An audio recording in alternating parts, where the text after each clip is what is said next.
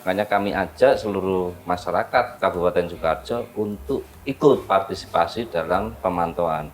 Kami dari Bawaslu Kabupaten Sukoharjo membuka meja bantuan ya nanti untuk bagi kelompok ataupun organisasi yang berkeinginan untuk melakukan pemantauan penyelenggaraan pemilu serentak tahun 2024.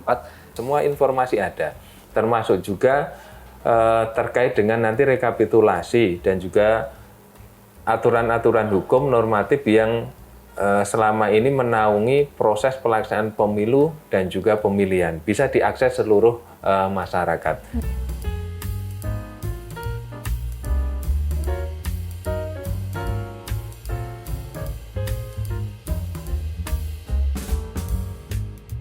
Halo Tribuners, jumpa lagi dengan saya Asti dalam acara Tribun Forum yang bisa kalian saksikan di channel YouTube Tribun Jateng. Nah Tribuners, hari ini saya sedang berada di Kabupaten Sukoharjo. Tahu kan kalau aku udah di KPU Kabupaten Sukoharjo itu mau apa? Tentunya kita akan membicarakan hal-hal seputar pemilu yang nantinya akan diselenggarakan di tahun 2024. Nah, Tribuners, di sebelah saya sudah hadir bintang tamu spesial nih, sudah ada 2 narasumber langsung dari Kabupaten Sukoharjo yang sudah berkenan hadir di sini untuk sharing-sharing tentang apa aja sih yang akan terjadi di pemilu tahun 2024 nanti. Di sebelah saya sudah ada Pak Nuril Nuril Huda, SHI MH selaku Ketua KPU Kabupaten Sukoharjo. Selamat pagi Bapak.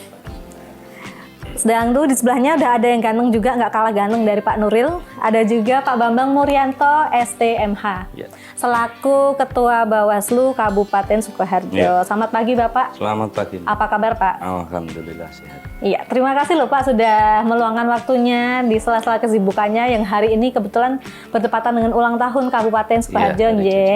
Terima kasih sudah menerima Tribun Jateng.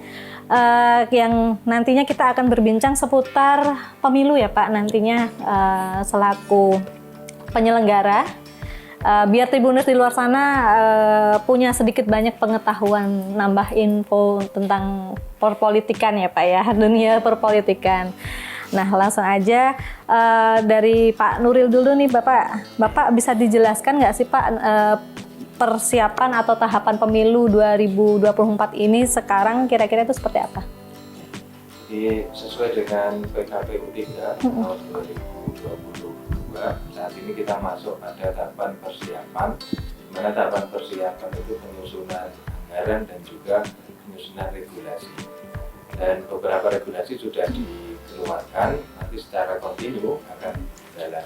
Seiring dengan itu juga sebelum masuk tahapan pendaftaran partai politik, teman-teman partai politik juga sudah mulai input ke Sipol dan juga beberapa persyaratan sebagai syarat administrasi pendaftaran partai politik ini juga sudah dijalankan seperti izin pemerintahan dan sebagainya. Jadi tahapannya sampai Oke, berarti sekarang mungkin tahapannya baru di tahap awal banget gitu ya Pak Nuril ya, tahap persiapan ya. Oke, nah, untuk tahapannya sendiri sebenarnya KPU ada berapa sih Pak untuk tahapan?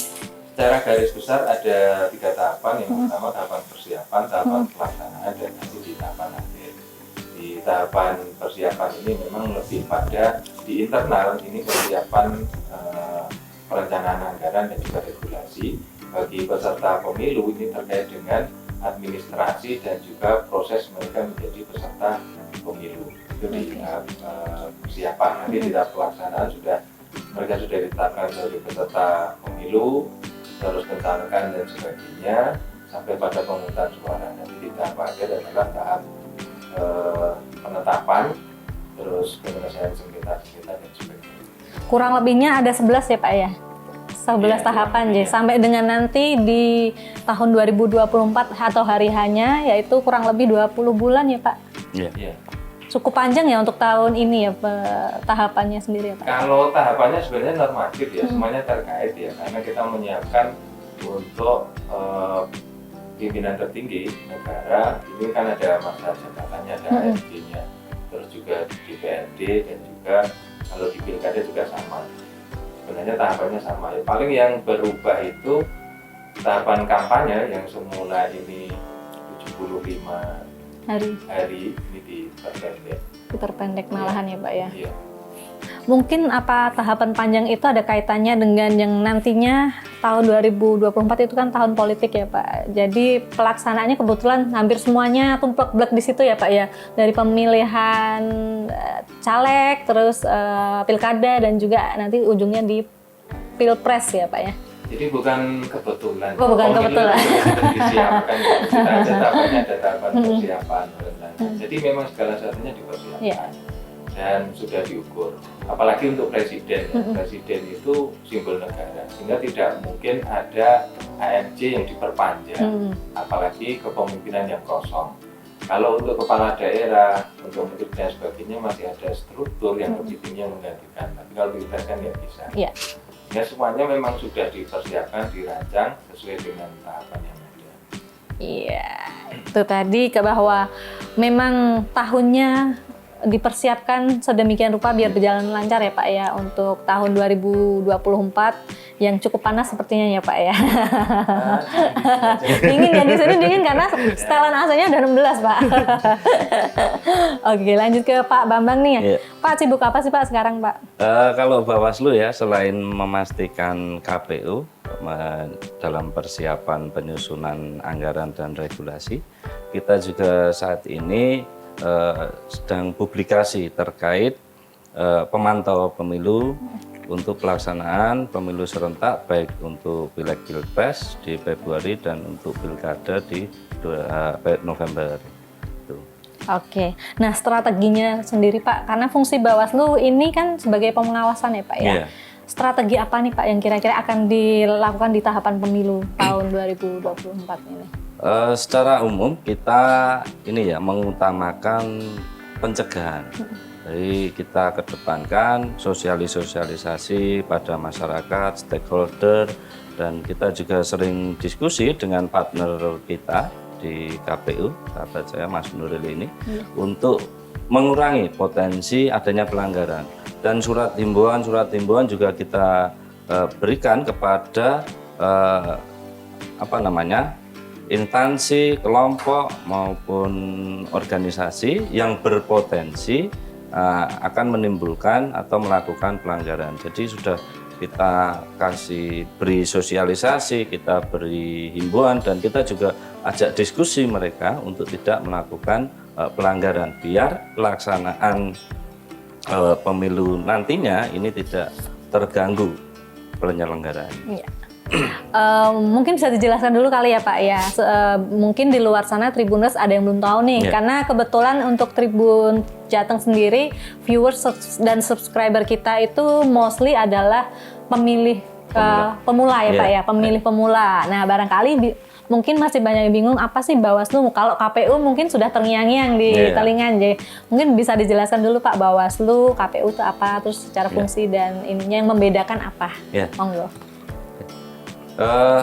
KPU dan Bawaslu beserta DKPP ya, ini kan lembaga penyelenggara pemilu dan fungsinya berbeda. Kalau KPU itu lebih dalam penyelenggaraan teknis terkait dengan pelaksanaan pemilu, dan Bawaslu ini yang melakukan pengawasan agar pelaksanaan teknis ini sesuai dengan peraturan perundangan. Selain tadi ya tugas atau fungsi pengawasan dan kita lewat pencegahan ya, kita kedepankan lewat fungsi pencegahan, Bawaslu juga mempunyai tugas yaitu melakukan penanganan pelanggaran. Jadi pelanggaran-pelanggaran yang dilakukan dalam pelaksanaan pemilu itu penyelesaiannya ada di Bawaslu, baik itu pelanggaran perundangan terkait pemilu, pelanggaran administrasi, pidana pemilu, ataupun perundangan lainnya. Dan di Bawaslu itu sudah ada kanal-kanal sendiri ya, kalau yang ansih diselesaikan di Bawaslu sampai selesai adalah terkait dengan pelanggaran administrasi. Nah ini yang jadi termohon biasanya pihak KPU ini yang menjadi termohonnya. yang melakukan pengajuan terkait dengan pelanggaran administrasi ini biasanya dari peserta pemilu. Dan terkait dengan pidana pemilu atau pemilihan di Bawaslu ini juga ada Gakumdu, yaitu sentra Gakumdu, yaitu penegakan hukum terpadu. Gakumdu ini kolaboratif ya, dari 3 lembaga, yaitu dari Bawaslu, Kepolisian, dan Kejaksaan yang dibentuk memang untuk menangani pelanggaran pidana pemilu maupun pemilihan. Dan untuk perundangan lainnya kita hanya melakukan penerusan, misalkan ada pelanggaran netralitas ASN, pelanggaran undang-undang desa, kita hanya melakukan penerusan, tidak melakukan tindakan ya Pak ya. Kajian, klarifikasi, gitu tidak. Kita hanya melakukan penerusan terhadap tindakan atau hal-hal yang diduga melanggar undang-undang lainnya tadi. Selain itu, selain pengawasan, penanganan pelanggaran, satu lagi tugas Bawaslu ini adalah dalam penyelesaian sengketa. Dan penyelesaian sengketa ini Bawaslu ini sebagai mediator dan juga sebagai adjudikator ketika nanti ketika proses mediasi antara kedua belah pihak yang bersengketa ini tidak bisa menemui titik temu, maka akan dilanjutkan ke tahap adjudikasi, dan Bawaslu sebagai adjudikator, yaitu hakim yang akan memimpin proses penyelesaian sengketanya. Dan dalam sengketa ini ada 2, yaitu sengketa antar peserta. Jadi antar peserta ini bersengketa itu biasanya terjadi terkait di dalam tahapan kampanye biasanya. Yang kedua yaitu sengketa antara peserta pemilu dan penyelenggara pemilu. Lah ini yang termohon lagi adalah KPU sebagai penyelenggara. Jadi KPU makanya kita sering berkomunikasi dengan KPU agar meminimalisir terjadi baik itu potensi pelanggaran administrasi maupun potensi nanti sengketa antara peserta dan penyelenggara pemilu. Wah, panjang ya Pak ya. Ternyata lebih ke berarti singkatnya adalah KPU ini yang punya hajat, lalu Bawaslu adalah polisinya ya Pak ya, yang mengawasi ya kan, yang memberikan. Bukan polisi, kita partner lah gitu. Satpamnya Pak. Partner ya Pak ya. Kalau di sini partner ya Pak. Oke, tapi cuma secara tanggung jawab dan wewenang berbeda gitu ya Pak ya. Tugas dan wewenangnya berbeda. Ya. Oke, ke Pak Nuril nih Pak. Pak, untuk tahun pemilu 2024 ini, kira-kira berapa sih pemilih pemilu dibanding dengan tahun lalu Pak? Pemilih yang sama maksudnya? Kalau pemilu 2024, saya belum bisa memastikan jumlahnya berapa. Karena kita secara bertahap ini melakukan perbaikan dan juga perbaruan terus ya, update untuk DPT. Tetapi kalau sekedar informasi untuk perbandingan 2019 kemarin pemilu itu 669 sekian. Terus untuk Pilkada 2020 ini menjadi 665 sekian. Sehingga ada potensi untuk naik maupun turun, apalagi kemarin kita ngalami masa pandemi. Sementara sampai terakhir kita melaksanakan DPT berkelanjutan ini di bulan Juli kemarin 660 sekian, sehingga memang cukup dinamis ya, dinamis. Ada potensi pemilih pemula cukup besar, tetapi juga TMS-nya juga cukup besar dan rata-rata didominasi meninggal dunia. Oke. Ya mungkin karena pengaruh pandemi ya Pak ya. Salah satunya pandemi, yang cukup mengurangi jumlah penduduk Indonesia ya Pak ya. Oke, cuman kalau dari tingkat partisipasinya Pak, kira-kira untuk berapa persen sih Pak untuk tingkat partisipasi pemilih dari Kabupaten Sukoharjo sendiri? Kalau target nasional itu kan 77,5 ya. Pemilu 2014 ini 74%, terus pemilu 2010 ini 74, terus 2015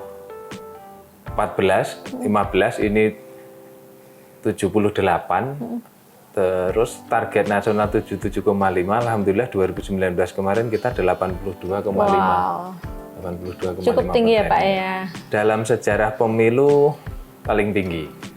Sejarah pemilu paling Kira-kira itu apa Pak yang bikin masyarakat Sukoharjo itu antusias mengikuti pemilu Pak? Yang pertama saat itu suasananya kita dihadapkan pada masa pandemi ya, sehingga jenuh. Pemilu ini menjadi salah satu tempat mereka bersosialisasi dengan protokol yang cukup ketat. Yang kedua, TPS ini kapasitasnya diturunkan dan didekatkan ke lingkungan mereka, sehingga mereka tidak terlalu khawatir terkait dengan pandemi ini. Yang ketiga, disiplinnya protokol kesehatan diawali dari penyelenggara pemilu yang harus kita lakukan rapid test saat itu. Karena tidak gampang rapid test saat itu, ya. Karena faktor psikologinya yang berat sebenarnya, bukan faktor kesehatannya.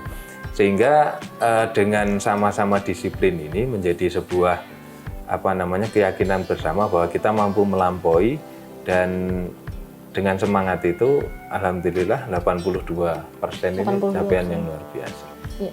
Cukup tinggi ya Pak ya, karena rata-rata di daerah pun juga masih sekitar di bawah 80% ya Pak ya. Ini sudah mencapai melebihi malahan, jadi cukup ini optimis lah ya Pak untuk tahun ini, kemungkinan minimal sama lah ya Pak ya untuk tingkat partisipasinya. Oke, nah kalau dari Pak Bambang sendiri Pak, kira-kira sudah mulai ada perekrutan untuk calon pengawas nggak sih Pak di level desa ataupun kecamatan gitu Pak? Ya, untuk rekrutmen pengawas ad hoc ya, dari Panwascam sampai pengawas desa atau kelurahan, itu kalau normatif sesuai undang-undang itu kan dibentuk 1 bulan sebelum tahapan penyelenggaraan. Nah, tapi juga melihat pendanaan atau keuangan juga anggaran. Dan untuk saat ini nanti sesuai dengan regulasi juga, pengawas ad hoc ini akan dibentuk 1 bulan sebelum badan ad hoc di KPU ini dibentuk. Jadi nanti misalkan di KPU badan ad hoc-nya itu dibentuk di bulan Desember, kita di bulan November ini sudah terbentuk.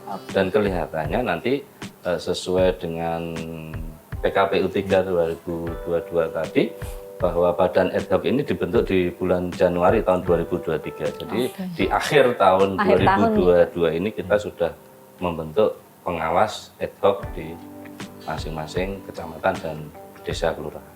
Jadi saat ini belum ya Pak ya, belum ada ya. Nah untuk kriterianya sendiri Pak, bisa nggak sih maksudnya barangkali ini Tribuners di luar sana, Tribuners dari Sukoharjo yang pengen berpartisipasi menyemarakan pemilu, salah satunya mungkin jadi pengawas di Bawaslu atau ini, kira-kira syarat dan ketentuannya apa nih Pak? Ya, kalau di pengawas ad hoc kita dari usia ini minimal 25 tahun ya, 25 tahun. Nanti kalau tribuner kurang dari 25 tahun tetapi sudah lebih dari 17 nanti bisa ke KPU. Penyelenggara ad hoc di KPU karena syaratnya cuma 17 tahun. Dan untuk sisi pendidikan minimal SMA, dan yang paling penting adalah berintegritas dan tidak menjadi anggota partai politik, itu yang penting. Betul ya Pak ya, sesimpel itu ya Pak ya syaratnya ya Pak. Nanti terkait dengan skill keahlian pasti ada bimbingan teknis ataupun panduan-panduan dari baik dari Bawaslu RI, provinsi maupun kabupaten kota. Nah, tuh Tribuners Kabupaten Sukoharjo, monggo kalau mau ingin menyemarakkan daripada rebahan ya Pak ya, atau bikin gaduh suasana di luar sana, mendingan jadi yang bermanfaat ya Pak ya buat bangsa dan negara. Atau kalau tidak pengen di pengawas ataupun di penyelenggara itu bisa juga menjadi pemantau pemilu ya. Pemantau pemilu ini kan biasanya mereka tertarik hanya memantau di tahapan pungut hitung rekap. Tapi sebenarnya ada 11 tahapan tadi itu yang bisa jadi potensi rekan-rekan untuk mendalami lebih jauh terkait dengan teknis pelaksanaan pemilu. Dan mungkin di tahapan pemutakhiran daftar pemilih ini kan yang jadi masalah terus ini dari pemilu dulu sampai sekarang dipermasalahkan. Padahal kalau kita melihat pemutakhiran daftar pemilih ini proses yang paling panjang ya, dari Pak, seluruh tahapan yang ada. Jadi ujung-ujungnya kan mereka cuma ambil di ujung ketika tidak terdaftar di daftar pemilih, akhirnya melakukan protes dan lain-lain. Padahal prosesnya itu panjang. Masyarakat juga didorong untuk ikut partisipasi aktif gitu kan. Ketika namanya tidak ada ataupun tetangganya yang sudah meninggal, silahkan dilaporkan. Nah, tapi partisipasi di luar tahapan pungut hitung ini yang memang kurang ya. Ini mungkin jadi PR kita bersama baik Bawaslu maupun KPU untuk mendorong partisipasi masyarakat ini tidak hanya di pungut hitung, tetapi juga ikut memantau ataupun mengawasi di seluruh tahapan. Seluruh ya Pak ya. Iya. Nah itu Tribuners, jadi daripada ngapain sih di rumah, terus apalagi nongkrong-nongkrong gitu ya Pak ya, nggak di kafe-kafe, mending jadi bermanfaat ya kan, bantuin memantau negara. Dan mengawasi itu memantau kan dan bisa mengawasi. sambil nongkrong. Nah itu bisa sambil nongkrong juga ya Pak ya, nongkrong-nongkrong bermanfaat ya Pak. Oke Pak, tapi kalau dari pengalaman pemilu sebelumnya nih, gimana kinerja dari pengawas di desa sih Pak? Bagus ya, walaupun tidak 100% ya, kita tetap mengakui lah tidak semua pengawas kita mumpuni. Ya. Tapi paling enggak dari pengalaman saya di Bawaslu, di Panwaslu 2017 maupun di Bawaslu, ini kinerja rekan-rekan pengawas di tingkat kecamatan maupun tingkat desa ini cukup bagus dan bisa menjadi partner di rekan-rekan penyelenggara teknis juga di tingkat desa maupun kecamatan, dan hubungan mereka dengan stakeholder yang lain juga cukup bagus. Oh iya, berarti cukup bisa diandalkan ya Pak ya untuk kinerja dari pengawas itu sendiri ya Pak ya. Karena mungkin kemarin kebanyakan memang banyak yang kegiatan BIMTEK itu bisa maksimal lah. Nggak tahu kalau potensi daring itu kadang itu yang kurang mengurangi nilai juga. Pemahaman akan berbeda ketika daring dan luring. Berarti lebih enak bertatap muka langsung ya Pak ya? Lebih efektif ya. Kalau efisien memang efisien daring, tetapi terkait efektivitasnya itu kan ya Pak ya. Jadi pemahamannya lebih masuk gitu ya Pak di kepala ya Pak. Kadang kalau daring itu kan kadang cuma dihidupkan, ditinggal sambil ngapa itu kan kadang nggak nyantol ya Pak ya. Dan semoga pandemi segera berakhir ya, kan? Karena sampai saat ini kan status pandemi ini kan belum dicabut. Belum dicabut gitu, betul. Iya, oke. Pak, kalau ke Pak Nuril nih, kembali Pak Nuril. Tahun ini apakah ada perubahan dapil di Kabupaten Sukoharjo Pak? Jadi sesuai dengan Undang-Undang Nomor 7 ya. Jadi dapil ini kan ada beberapa faktor ketika kita akan menentukannya. Salah satunya adalah perolehan terakhir, jumlah suara dan juga kursi, terus juga integrasi secara teritorial atau geografis, dan juga proporsional yang paling penting. Sampai hari ini pertumbuhan penduduk masih tidak ada yang begitu menonjol, sehingga potensi untuk perubahan itu paling ada di perubahan komposisi kursi. Kalau dapilnya masih tetap sama ya, dari 12 kecamatan ini kita bagi menjadi 5 dapil, ini masih sangat strategis, dan kalau dilakukan perubahan memang banyak pertimbangan yang harus dilakukan. Tapi sampai hari ini potensi mengarah ke sana perubahan dapil ini memang tidak ada. Tapi kalau potensi perubahan komposisi kursi ini sangat dimungkinkan seiring dengan pertumbuhan jumlah penduduk di beberapa kecamatan yang berbeda. Jadi masih belum tahu juga ya Pak ya. So far sih kemungkinan tidak akan ada perubahan ya Pak ya. Ya kemungkinannya hanya di komposisi kursi. Hanya kursinya aja yang geser dikit gitu ya. Karena DP4 terkait jumlah penduduk ini kan nanti turun di Oktober. Baru bisa dilihat dari situ ya Pak ya, di bulan-bulan Oktober ya. Nah, untuk kendala sendiri Pak Nuril, kira-kira kalau tahun lalu itu ada kendala apa? Nah, nantinya di tahun depan akan dikasih strategi apa nih untuk memecahkan kendala tersebut? Ya. Kalau pemilu dan pemilihan tahun kemarin kita anggap bukan kendala ya, tapi justru sesuatu hal yang baru yang dilakukan penyelenggara pemilu.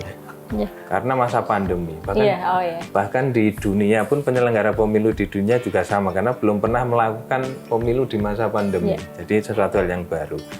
Yang pertama karena kedisiplinan sehingga bisa kita laksanakan semua tahapan itu.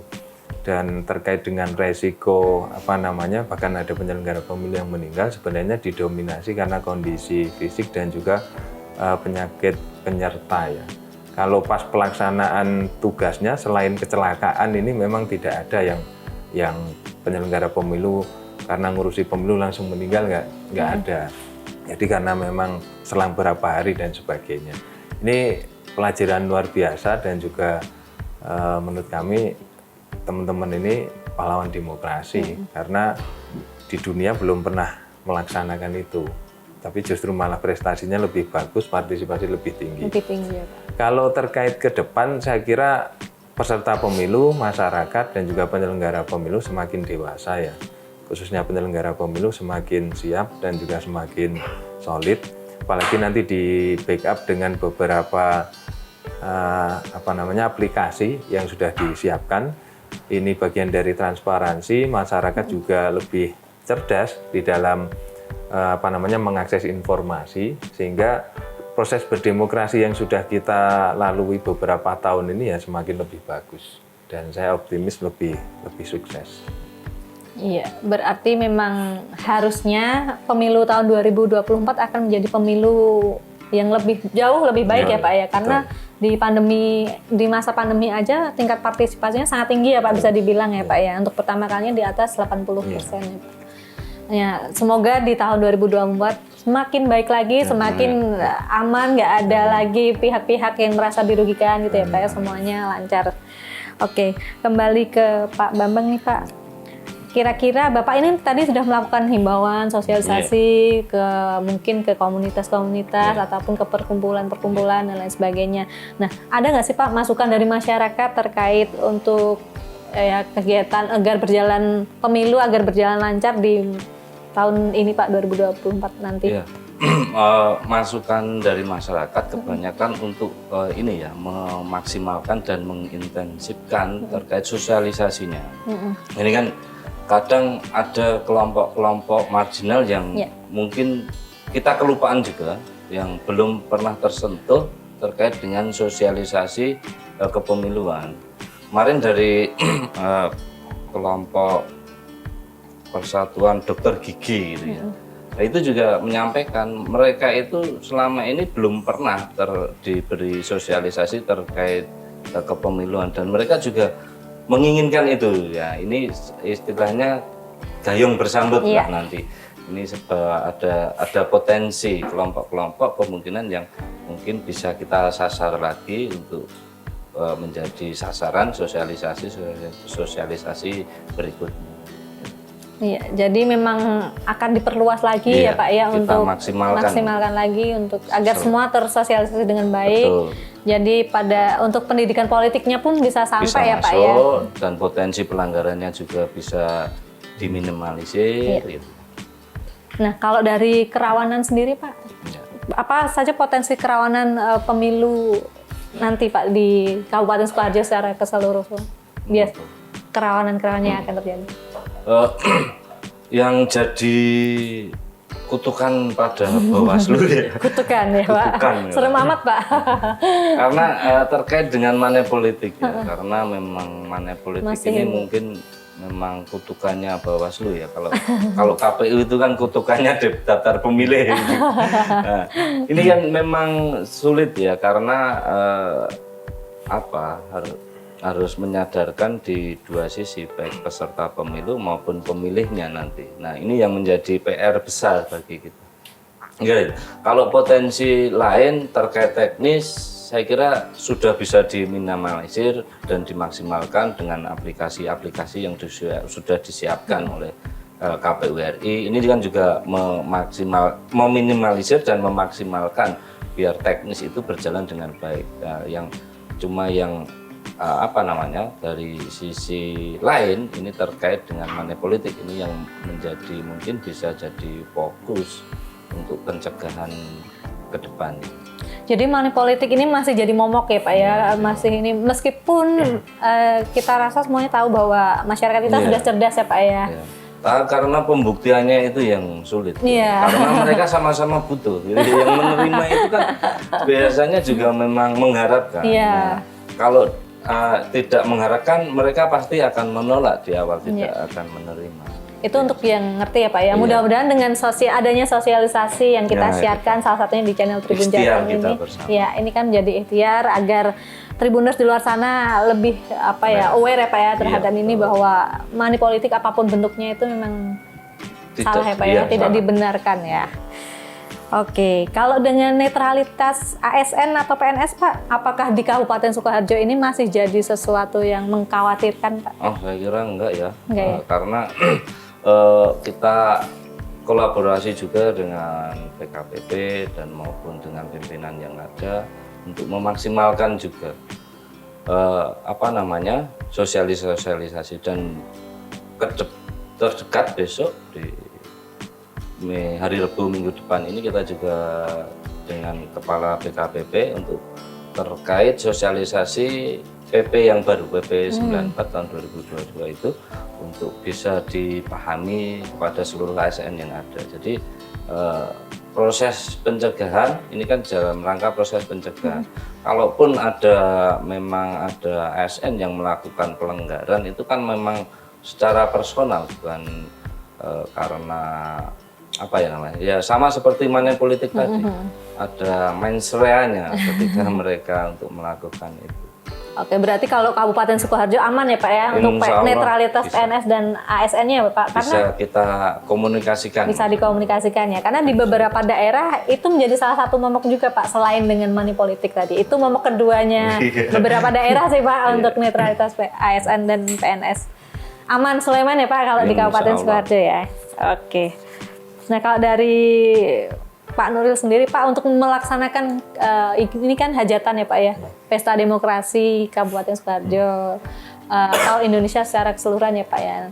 Nah terkait anggaran tuh Pak untuk pemilu 2024 bisa diceritakan nggak sih Pak? Karena untuk melaksanakan kegiatannya semua butuh biaya ya Pak ya. Nah, apa itu Pak? Jadi kalau untuk pemilu kita ini kan APBN ya. Jadi yang sudah disepakati dengan Komisi 2 71,sekian triliun itu kan ada di KPU RI. Itu nanti yang akan diturunkan ke posisi kita ini ke SKPD ya. Ke kita itu nanti yang akan kita kelola sesuai dengan tahapan yang ada. Kalau untuk persiapan pemilihan tahun 2024, ini kita sudah mengajukan sebesar 57 miliar. Ini nanti akan ada beberapa tahapan pembahasan, bisa juga nambah, bisa juga berkurang. Karena bareng dengan pelaksanaan pemilihan gubernur juga, nanti ada yang dibiayai oleh pemerintah provinsi dan juga pemerintah kabupaten. Itu. Dan kesiapannya dari Pemda sendiri sudah keluar perbuk terkait dengan dana cadangan untuk mengantisipasi pelaksanaan pemilihan di tahun 2024 sebesar 40 miliar terbagi menjadi 2 tahun anggaran, 20 miliar gitu. Berarti untuk 2 tahun anggaran itu di tahun 2022 dan 2023 ya? Ya, nanti kekurangannya finalisasi di 2024. Baru update finalnya ya Pak ya. Oke. Kira-kira Pak, kalau dari Kabupaten Sukoharjo ini ada nggak sih Pak ciri khas penyelenggaraan pemilu di Kabupaten Sukoharjo sendiri yang menjadi ikon atau apa gitu Pak? Mungkin ini subjektif ya. Subjektif. Tapi saya melihatnya yang pertama adalah kesungguhan pengabdian teman-teman penyelenggara pemilu. Ini bisa dilihat dari ketika ada pembatasan periodisasi di jajaran KPU, khususnya Badan Ad Hoc, ini kadang di pemilu berikutnya aktifnya di Bawaslu. Begitu juga sebaliknya, ini menunjukkan bahwa komitmen mereka untuk mensukseskan pemilu di jajaran penyelenggara pemilu. Yang kedua, beberapa ASN ini dalam komitmennya mensukseskan termasuk menjaga netralitas, salah satunya juga tergabung di penyelenggara pemilu di semua tingkatan, bahkan di KPPS juga. Terus keterlibatan semua usia, apalagi di dalam pemilihan kemarin ada pembatasan usia, ini juga membuka peluang untuk anak-anak muda ini berperan aktif. Sehingga kalau kita lihat dari grafik kita yang kita miliki untuk SDM penyelenggara pemilu ini cukup variatif dan memang didominasi usia-usia produktif 40 tahun sampai 17 tahun. Mungkin itu ya subjektivitas saya. Berarti lebih ke pesertanya ya Pak ya? Aktif. Aktif, sangat aktif ya Pak. Makanya bisa sampai 82% itu tadi ya Pak ya. Nah, berarti cocok dengan Tribun Jateng Pak, karena peserta kita atau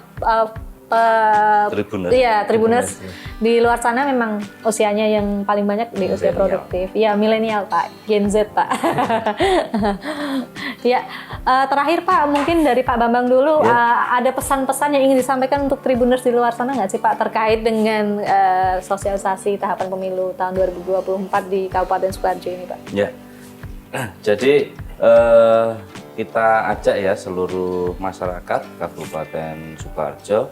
Ini tahapan pelaksanaan pemilu serentak tahun 2024 ini sudah dalam tahap persiapan gitu kan. Sebentar lagi tahapan penyelenggaraan yang dimulai di bulan Agustus, yaitu pendaftaran partai politik.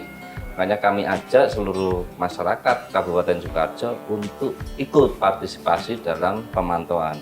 Kami dari Bawaslu Kabupaten Sukoharjo membuka meja bantuan ya nanti untuk bagi kelompok ataupun organisasi yang berkeinginan untuk melakukan pemantauan penyelenggaraan pemilu serentak tahun 2024, kita bisa bantu terkait dengan akreditasi dan persyaratan.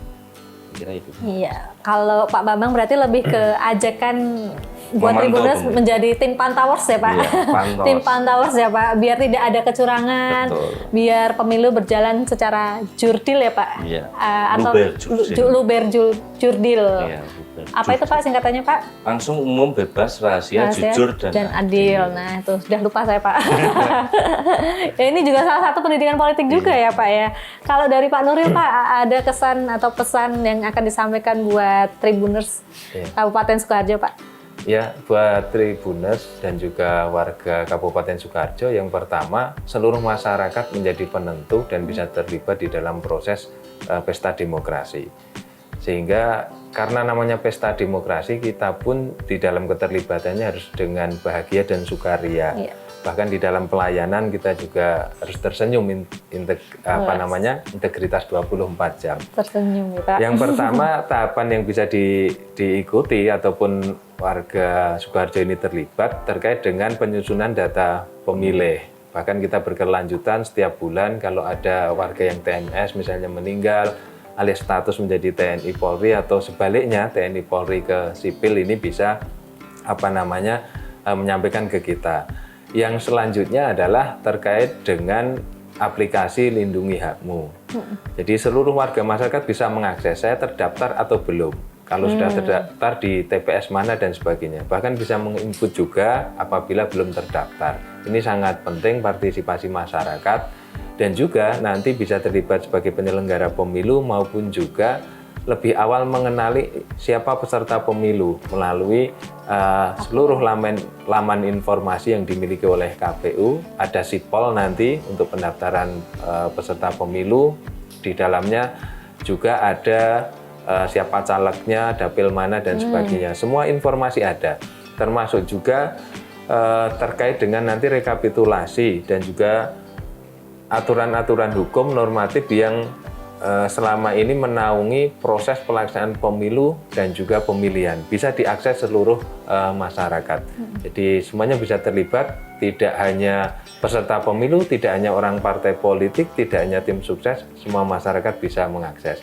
Dan juga nanti yang sudah berusia minimal 17 tahun dan memiliki hak pilih, silakan gunakan hak pilihnya ke TPS masing-masing. Dan juga kalau mau terlibat sebagai penyelenggara pemilu, silakan ikuti proses seleksi baik di jajaran KPU maupun juga di jajaran Bawaslu. Iya, pesannya panjang buat Tribuners nih. Jadi kalau mau jadi peserta ya monggo ikut meramaikan ya Pak ya, sebagai bagian dari KPU ya Pak ya. Atau kalau memang mau menjadi pemilih ya Pak ya, pemilih ya monggo dipelajari dulu siapa calonnya, bisa lewat aplikasi-aplikasi yang sudah disediakan ya Pak ya di beberapa platform. Jadi nggak usah rebahan mulu ataupun hanya melihat status-status orang, tapi dibaca-baca itu bisa menambah wawasan dan pendidikan politik di situ ya Pak ya. Bisa dilihat biar nggak salah pilih untuk masa depan negara kita ini ya Pak ya. Gitu. Oke, terima kasih Bapak waktunya. Sama-sama. Terima kasih sudah berkenan untuk melakukan sosialisasi kepada Tribuners di Kabupaten Sukoharjo agar lebih terbuka Pak. Kepalanya dan juga mata hatinya ya Pak. Ini merupakan satu langkah awal ya Pak ya untuk sosialisasi tahapan pemilu ini agar teman-teman semua bisa lebih aware tentang dunia politik, bahwa politik tuh nggak melulu tentang kursi ya Pak ya, bahwa politik juga bisa dinikmati seperti kata Pak Nuril tadi, senyum 24 jam ya Pak ya. Anggap aja ini pesta integritas kalau Bapak. Kalau kita menikmati sebagai pesta demokrasinya ini ya Pak ya, karena masa depan kabupaten ya Pak ya ataupun negara kita juga ada di tangan kita sendiri.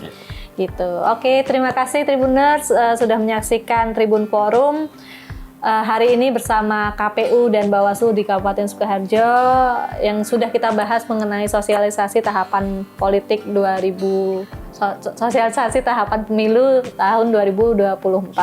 Saksikan terus Tribun Forum yang akan selalu membahas topik-topik untuk menambah wawasan Tribuners semua di channel YouTube Tribun Jateng. Terima kasih.